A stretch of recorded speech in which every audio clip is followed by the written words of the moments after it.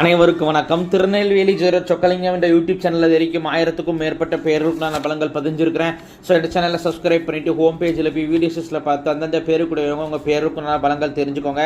குறிப்பாக அந்த கிருஷ்ணராஜ் அப்படிங்கிற பேருடையவங்க உங்கள் குடும்பத்திலேயோ சொந்தக்காரங்களே நட்போட்டாரத்தில் இருந்தாங்கன்னா அவங்களுக்கும் வீடியோ லிங்க் தயவு செஞ்சு ஷேர் பண்ணுங்கள். நிறைய நண்பர்கள் ஜோதிடத்தை மேல் பற்றுக்கொண்டு நிறைய இடங்களில் ஜோதிடம் படிச்சுமே ஒரு ஜாதகத்தை கையில் கொடுத்த பலன் சொல்ல திணறக்கூடிய ஜோதிட நண்பர்களுக்கும் ஏற்கனவே தொழிலாக பார்த்துக்கிட்டு இருக்கிற ஜோதிட நண்பர்களுக்கும் இந்த ஜோதிட பரிகார புத்தகங்கள் மக்கள் மத்தியில் நீங்கள் தைரியமும் துல்லியம் பலன் சொல்ல உதவும். ஜோதிட பரிகார புத்தகங்கள் லிஸ்ட் போகிறவங்க ஸ்க்ரீனில் ஸ்க்ரோல் ஆகக்கூடிய டெலிகிராம் நம்பருக்கு மெசேஜ் பண்ணிங்க அப்படின்னா என்னுடைய புத்தகங்களுடைய லிஸ்ட்டோட விளக்கங்களையும் தரேன். பார்த்துட்டு தேவையான புத்தகங்கள் வாங்கிடலாம். அஸ்ட்ராலஜிக்கல் கன்சல்டேஷன், ஜாதகம் பார்க்க, ஜாதகம் எழுத, பிறந்த குழந்தைகளுக்கு அரிச பேர் சூட்ட, திருமண பொருத்தம் துல்லியமாக பார்க்க, குலதெய்வம் அறியாதவங்க குலதெய்வம் அறிய, அஸ்ட்ரோனியூமராலஜி, அஸ்ட்ரோனியமாலஜி, ஜாதகமே இல்லாதவங்களுக்கு பலன் சொல்ல போன்ற அஸ்ட்ராலஜிக்கல் கன்சல்டேஷனுக்கு தாராளமாக நீங்கள் நினைக்கலாம். குறைந்த குருதட்சணையில் தரமான ஆலோசனைகள் வழங்கப்படும். நேரில் வரணுங்கிற அவசியம் கிடையாதுங்க, ஃபோன்லேயே பலன் சொல்லிடுவேன். சரிங்க, இன்னைக்கு பதிவுக்குள்ளே போவோம். கிருஷ்ணராஜ் என்ற பேருக்கான 50 வகையான நேமாலஜி பலன்களை பார்ப்போம். ஃபஸ்ட்டு பாயிண்ட், அழகானவங்களாக இருப்பீங்க. ரெண்டாவது பாயிண்ட், மற்றவங்களை விமர்சனம் செய்யக்கூடிய குணம் உங்கள்கிட்ட உண்டுங்க. மூணாவது பாயிண்ட், மற்றவங்களுக்கு பெர்ஃபெக்டாக அடியாக கொடுப்பீங்க, ஆனால் தனக்குனா முடிவு எடுக்கல ரொம்பவே குழம்புவீங்க. நாலாவது பாயிண்ட், தந்திரமாக நாசுக்காக பேசக்கூடிய குணம் உங்கள்கிட்ட உண்டுங்க. அஞ்சாவது பாயிண்ட், வரவும் செலவும் சரியாக இருக்கும், சேமிப்புங்கிறது இருக்காதுங்க. ஆறாவது பாயிண்ட், அட்ராக்டிவான தோற்றம் உண்டு. ஏழாவது பாயிண்ட், வாகன யோகம் உண்டு. எட்டாவது பாயிண்ட், அப்பா வழியில் 2 தரம் முடியவங்க இருப்பாங்க. 9வது பாயிண்ட், அம்மாவுடன் கருத்து வேறுபாடு உண்டு. 10வது பாயிண்ட், புத்திசாலியாக இருப்பீங்க. 11வது பாயிண்ட், ஒருத்தரை பார்த்த உடனே அவரை பற்றி எடை போடக்கூடிய திறமை உங்கள்கிட்ட இருக்குங்க. 12வது பாயிண்ட், காஸ்ட்லியான காரு, காஸ்ட்லியான வீடு உங்களுக்கு அமையும். 13வது பாயிண்ட், வீடு வாகனத்தால் அடிக்கடி செலவுகள் ஏற்படும். 14வது பாயிண்ட், ஸ்கின் அலர்ஜி பிரச்சனை உண்டு. 15வது பாயிண்ட், அம்மாவுக்கு ஹெல்த் பிரச்சனைகள் இருக்கும். 16வது பாயிண்ட், அப்பா வழியில் முன்னோர்கள் சண்டை போட்டு சாபம் கொடுத்து பிரிஞ்சு போயிருப்பாங்க. 17வது பாயிண்ட், மாமியாரால் பிரச்சனைகள் உண்டு. 18வது பாயிண்ட், உட்கார இடத்துல பயில்சாலையோ கொப்பளத்தாலையோ அவதிப்படுவீங்க. 19வது பாயிண்ட், காது மூக்கு தொண்டை பிரச்சனை, ENT ப்ராப்ளம் உண்டு. 20வது பாயிண்ட், மூத்த பிள்ளை உங்களை மதிக்காது. 21வது பாயிண்ட், ஒன்று உங்களுக்கு ஆண் வாரிசு இருக்காது, இல்லைன்னா ஆண் வாரிசு சொந்தமான கவலைகள் இருக்கும். 22வது பாயிண்ட், ரத்த பந்த உறவினர்களை வெறுப்பீங்க. 23வது பாயிண்ட், கேஸ் ட்ரபிள் பிரச்சனை உண்டு. 24வது பாயிண்ட், அம்மா மேலே வெறுப்புகள் இருக்கும். 25வது பாயிண்ட், ஒன்று உங்களை தாய்மாமனே இருக்க மாட்டேன், அப்படி இருந்தால் அவரால் பகை ஏற்படும். 26வது பாயிண்ட், முடிவு எடுக்கல ரொம்பவே குழம்புவீங்க.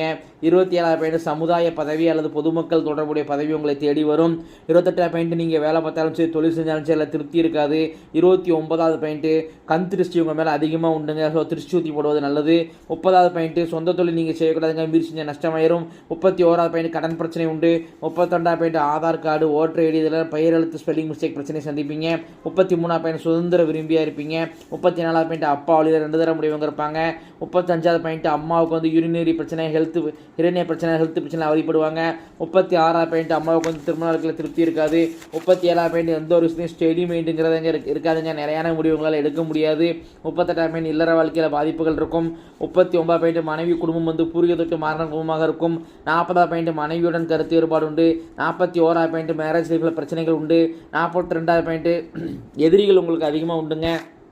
43வது பாயிண்ட், நல்ல நிர்வாகத்திறமை இருக்குங்க. 44வது பாயிண்ட், நல்ல கௌரவமான வேலை, கௌரவமான தொழில் உங்களுக்கு அமையும். 45வது பாயிண்ட், சொந்த தொழில் நீங்கள் செய்யணுங்கிற எண்ணம் உங்கள்கிட்ட எப்போது இருந்துக்கிட்டு இருக்கும், ஆனால் சொந்த தொழில் செய்யக்கூடாது. 46வது பாயிண்ட், சுய முயற்சியால் முன்னேறுவீங்க.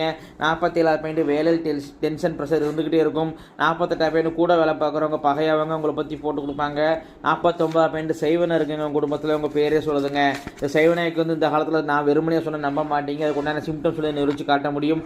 கால் வலி, கால் சொந்தமான பிரச்சனை, காலில் அடிபடுறது, காலில் சின்ன புண்ணு வந்தால் ஆறாமல் இருக்கிறது, உங்களுக்கோ உங்கள் அப்பா அம்மாவுக்கோ உங்கள் 3 வயதுக்குள்ளே கண்டிப்பாக இருக்கும். நான் சொல்கிற சிம்டம்ஸ்லாம் அதேமாதிரி நைட்டு சரியாக தூக்கம் இருக்காதுங்க, திறமைக்கேற்ற முன்னேற்றம் இருக்காது, எவ்வளோ பணம் வந்தாலும் சேமிப்புங்கிறது இருக்காதுங்க.